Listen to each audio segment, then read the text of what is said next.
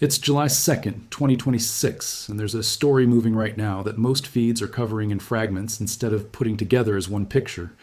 So let's put it together properly, and let's get the facts straight while we're at it, because a lot of the chatter around this over the last day has actually mixed up two different people, and that mix-up changes how you should read everything else. Here's where things stand. In Doha, Qatar, U.S. envoys Steve Witkoff and Jared Kushner have been sitting across from Qatari officials, trying to hold together a fragile peace framework that runs on a 60-day clock. That clock started on June 17th, when Iran and the United States signed a memorandum of understanding meant to end the war that began back on February 28th. Vice President J.D. Vance said publicly that the talks in Doha were going well, and that discussion of the nuclear file specifically was about to start. Qatar's foreign ministry described the indirect talks between the American and Iranian delegations as having made positive progress, with both sides agreeing to keep meeting. That's the diplomatic track, and on paper it's moving forward. At almost the exact same time, a very different kind of statement landed. Israel's defense minister, Israel Katz, said publicly that Iran's current supreme leader, Mojtaba Khamenei, was marked for death. Iran's foreign minister, Abbas Araghchi, responded within hours, warning that any Israeli attack would draw an immediate and powerful response from Iran, and repeating a demand that the United States rein in its ally. So you've got a negotiating table in Doha, quietly making progress, and a public death threat against the man Iran has just installed as its supreme religious and political authority, landing in the news cycle at the same moment. Both of those things are true. Neither one canceled the other out. That tension, a deal being built in one room while the target is being named in another, is really the whole story right now. And it's worth sitting with why that's not a contradiction, so much as it is standard operating procedure for how this conflict has worked since February. Now, let's clear up who's actually who, because this matters enormously for understanding what's happening and what might happen next. Ali Khamenei, the man who had led Iran since 1989, was killed in the opening strike of the war on February 28th. He was not wounded, he was not evacuated to a bunker, he was killed, along with a substantial portion of Iran's senior military and clerical leadership, who happened to be gathered in the same place that morning. That strike, launched in daylight rather than under cover of darkness as originally planned, came after what's been described as a last-minute piece of intelligence indicating that senior leadership, both military and civilian, was converging at a single residential compound in central Tehran. The chairman of the U.S. Joint Chiefs of Staff described it afterward as a daylight strike based on a trigger event, carried out by the Israeli Defense Forces and enabled by American intelligence. In the aftermath, Iran did not immediately install a single new supreme leader. A temporary leadership council took over, made up of the president, the chief justice, and a senior cleric from the Guardian Council. Within about a week, though, Iran's assembly of experts moved to select Ali Khamenei's son, Mojtaba, as his successor. Mojtaba was already a known figure inside the regime, having spent years managing his father's office and cultivating deep ties with the Revolutionary Guard. He was seen as the hardline choice, someone likely to continue his father's posture rather than soften it, and multiple analyses at the time described his appointment as a signal of defiance rather than a search for compromise. Here's the detail that actually explains almost everything that's followed. Mojtaba Khamenei has not appeared in public since his appointment in early March. Not once. No video address, no photographed meeting, no audio recording that's been independently verified. Iranian state broadcasting has read his statements aloud through news anchors, and there have been credible reports of state media circulating older archival footage of him, footage from before the war, because there's simply no current material to show. For 4 months, the second most powerful religious position in the world, arguably the most powerful position inside Iran specifically, has existed almost entirely as a name attached to a chair nobody has actually seen him sitting in. Why? The reporting on this has been fairly consistent across multiple outlets and multiple governments. American and Israeli officials have told journalists that Mojtaba was injured in the same February 28th strike that killed his father, and that he was, at least for a period afterward, cut off from communication and difficult to reach. The U.S. Director of National Intelligence told a congressional committee directly that he was seriously wounded, and that the decision-making structure within Iranian leadership had become genuinely unclear in the aftermath. The U.S. ambassador to the United Nations said publicly that the injury was actively slowing down the pace of negotiations. Iran's own ambassador to Cyprus, in comments to a British newspaper, described injuries to Mojtaba's legs, arms, and hands from that same strike. Later reporting introduced additional detail, including references to a prosthetic leg and multiple surgical procedures, though Iranian officials have tended to downplay the severity, at one point characterizing the injury as something closer to a minor issue. Whatever the precise medical reality, the operational reality is not in dispute. Iran's Revolutionary Guard and senior military command have, since the loss of so much leadership in a single strike, shifted toward what analysts describe as a more decentralized structure, pushing decision-making authority down to local and regional commanders rather than relying on a single centralized chain of command from the top. That's not a small adjustment. It's a fundamental change in how a state organizes its own defense, and it tells you something important, which is that Iran's leadership itself no longer fully trusts its own centralized command and control to survive the next strike, if there is one. So when Israel says the current supreme leader is a marked target, this isn't a new position being staked out for the first time.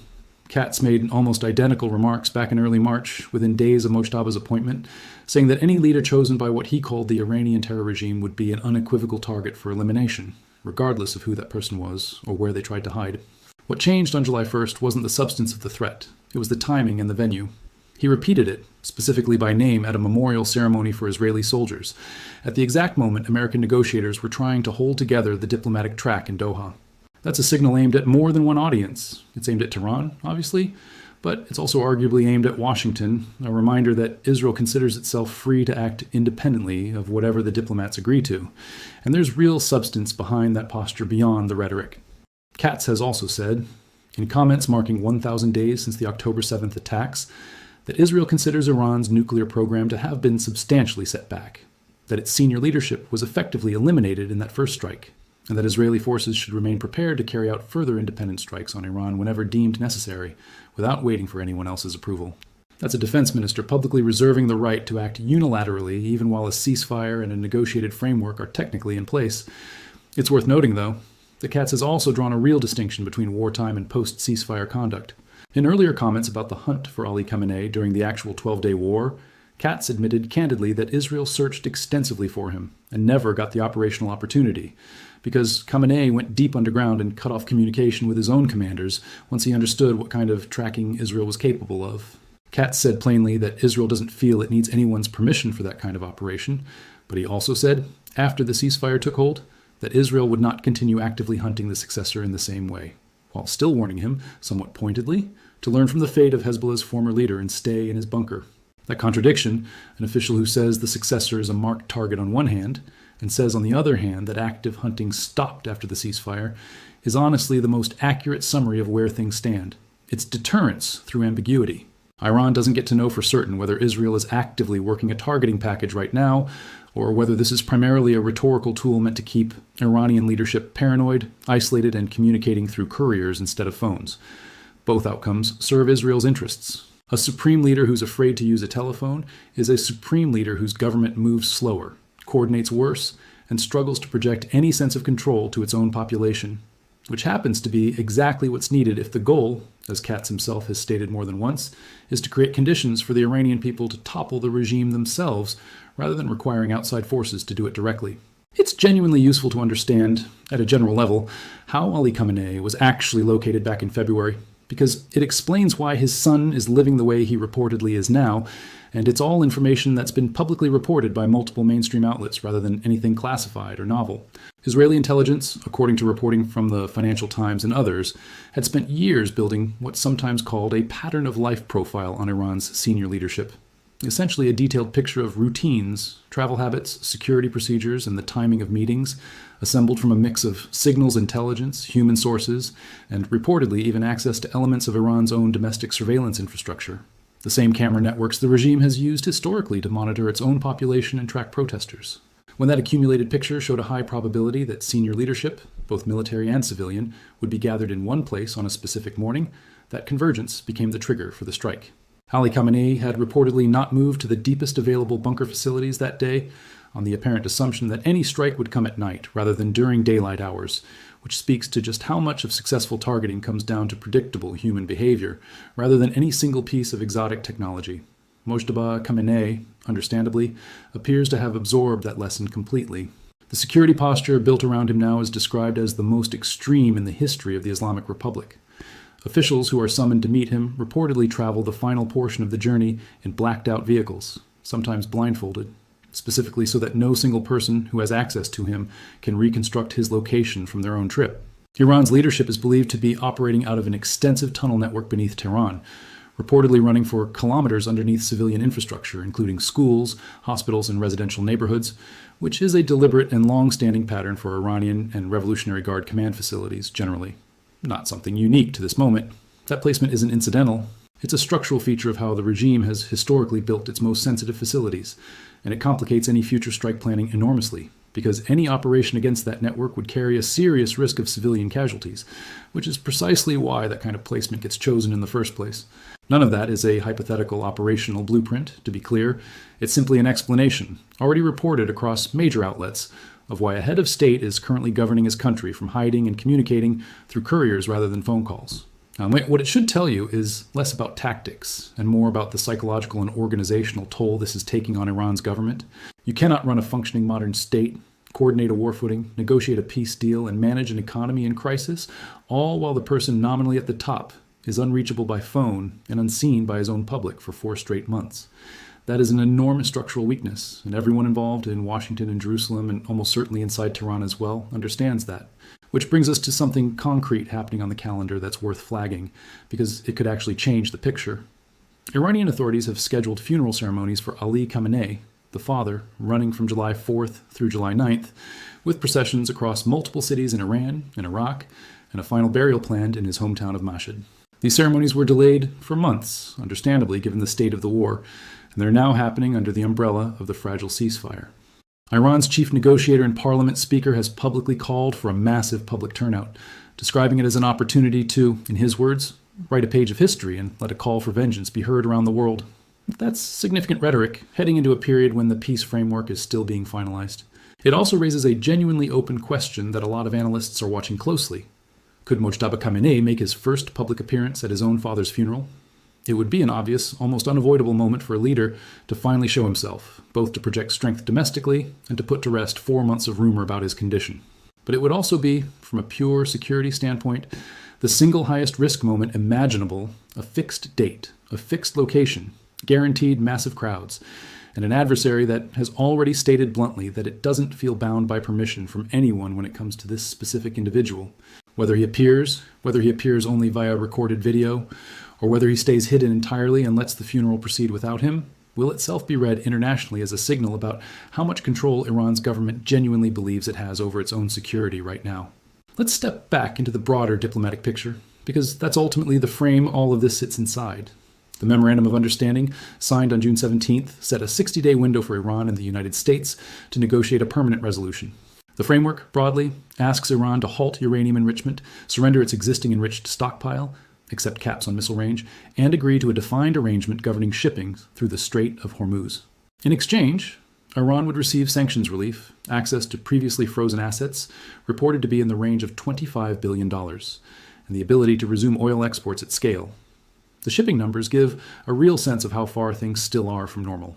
In the 24 hours before Wednesday's meetings, roughly 35 commercial vessels transited the Strait of Hormuz, a mix of cargo ships and tankers moving in both directions. Before the war, the average was around 110 ships a day.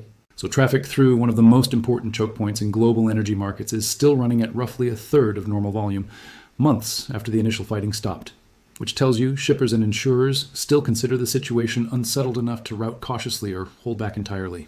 That's a pretty concrete, unglamorous indicator of how much trust has actually been rebuilt so far. Not much. Why would Iran's government want to close this deal quickly, even while Israel is publicly threatening its new leader?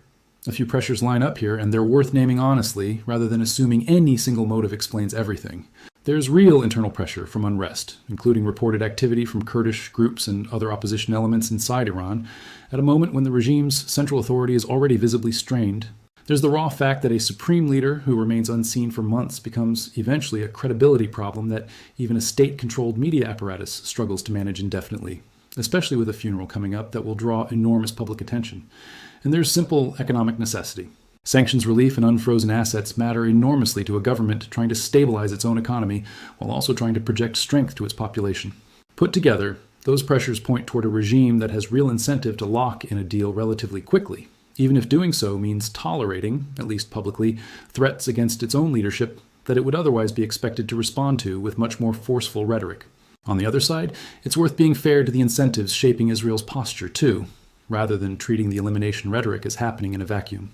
From Israel's perspective, The argument goes that Iran's government has repeatedly, across decades, funded and armed proxy groups across the region with the explicit stated goal of Israel's destruction, and that a regime capable of rebuilding a nuclear program or a missile arsenal represents a genuine existential level threat that conventional deterrence hasn't reliably contained in the past. From that lens, keeping maximum pressure on Iran's leadership, even during a ceasefire, is framed not as an obstacle to peace, but as the mechanism that produced enough leverage to get Iran to the negotiating table in the first place. And abandoning that pressure prematurely, in this view, risks losing whatever advantage has been gained. Reasonable people disagree sharply about whether that approach makes a durable peace more or less likely, and that disagreement isn't going away regardless of how the next few weeks play out. It's also worth being honest about the human cost sitting underneath all of this analysis, because it's easy to slide into talking about strikes and targeting and leadership decapitation the way you'd talk about a chess match, and that framing leaves out real people. Israeli casualty figures from the 12-day war included both military and civilian injuries, and fatalities from missile and drone barrages that reached Israeli cities.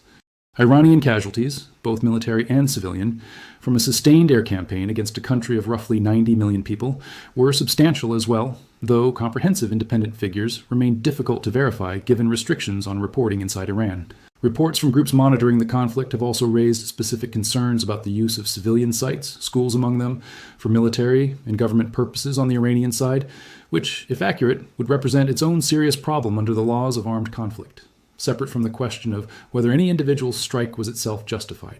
None of that erases the strategic analysis, but it should sit alongside it. Let's widen the lens for a moment, because Iran and Israel aren't the only flashpoint drawing attention right now. Russia has launched one of its largest overnight strike packages of the year against Kyiv, combining cruise missiles, hypersonic weapons, and a large wave of drones, with fires reported at industrial sites in northern Kyiv and at a facility connected to machine building production. Ukraine, for its part, has continued its own long-range strikes against targets inside Russia, and reporting suggests power outages linked to Ukrainian strikes have affected parts of Crimea significantly enough to functionally cut some areas off from the broader Russian grid, which has reportedly rattled Moscow given how central Crimea is to Russia's own strategic messaging about the war. It's a useful reminder that the Doha talks and the Khamenei succession question, as dramatic as they are unfolding in a world where multiple major power confrontations are running in parallel, each drawing attention and resources, and each capable of shifting how much bandwidth Washington in particular has available to manage the Iran file with the kind of sustained attention a fragile 60-day deal actually requires. So where does this actually leave us? You have a negotiating track in Doha that both American and Qatari officials describe as making real, if incremental, progress. You have a public death threat against Iran's current supreme leader that is consistent with a position Israel has held since March, repeated now at a moment clearly chosen for maximum visibility. You have an Iranian government responding with sharp rhetoric aimed as much at restraining Washington as at deterring Israel directly. You have a head of state who has not been seen by his own public in 4 months, governing through couriers and blindfolded meetings, whose physical condition remains genuinely uncertain even to close observers. And you have a funeral scheduled for exactly 1 week from now that could either become the moment Iran's new leader finally steps into public view, or could proceed with him conspicuously and tellingly absent. None of the pieces here point cleanly toward one outcome. It's entirely possible this 60-day window closes with a genuine, if imperfect, agreement, sanctions relief flows, shipping through Hormuz climbs back toward normal, and the elimination rhetoric fades into background noise the way a lot of wartime statements eventually do, once the underlying pressure that produced them eases. It's also entirely possible that the funeral, or some other flashpoint neither side is fully anticipating right now, becomes the moment this reignites, given how many stated red lines are already sitting on the table simultaneously, unresolved. What does seem clear is that the diplomatic track and the targeting rhetoric are not actually working against each other the way they might first appear. They're running together, each one shaping the leverage available to the other side of the table. And that's likely to remain true right up until the 60 days run out, one way or another.